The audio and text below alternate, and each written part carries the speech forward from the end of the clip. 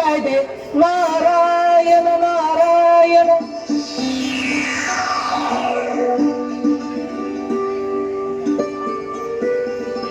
काय रे शामराव, आज दुपारी बसा चालला की काय? नाही रे रामराव, अरे मग एवढ्या दुपारी दारूची बाटली घेऊन कुठे निघालाय? थोडस पोट भरलेली आली, म्हटलं थोडस हलकं होऊन यावं. हा, पासाकडील कुठं दारूची बाटली घेऊन? अरे रामराव, आता इलेक्शनचा प्रचार सुरू झाला आपल्याकडं.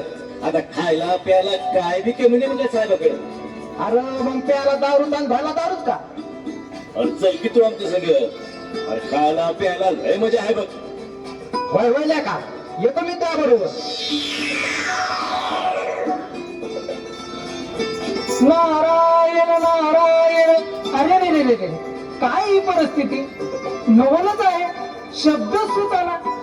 त्यांच्या साहेबाकडे जाऊन पाहू नक्की तिथं काय होतंय ते.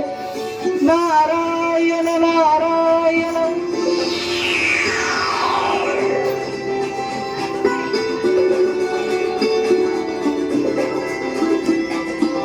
गणपत बुवा, काय परिस्थिती आहे तुमच्या भागात? साहेब, तुम्ही सांगितलं अगदी तसंच करतोय. जो बाटलीने खुसवतोय त्याला बाटली, जो नोटाने खुसवतोय त्याला नोटा, आणि ज्याला दम देऊन खुसवतोय त्याला दम. साहेब, आता आपलंच मतदान होणार. शाबास गणपतराव. बाकी छबराव तुमच्या भागात? साहेब, गणपतराव सारखं आम्ही पण करतोय. आपल्या सगळ्यांनाच लहान मोठ्या कार्यकर्त्यांना कामाला लावलंय. तुम्ही काही पण काळजी करू नका. मंडळींनो, आपल्याला सत्ता गमवायची नाही. 5 वर्ष भरपूर खाल्लंय, त्यातलं थोडं घातलं म्हणून काय होतंय, परत पुढचे 5 वर्ष आपलेच.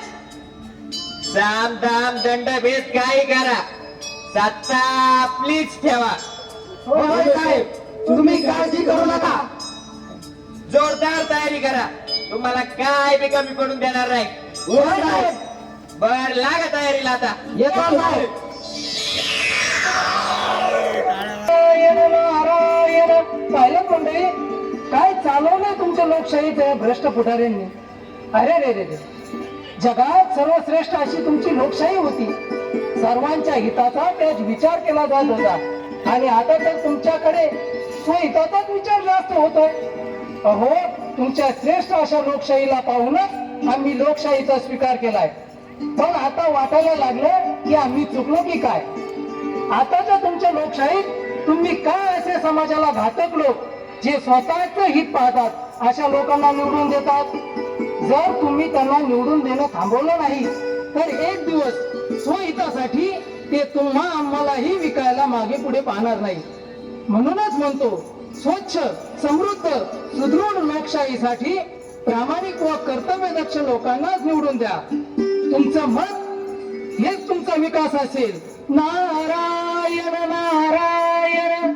होंगे कामयाब, होंगे कामयाब.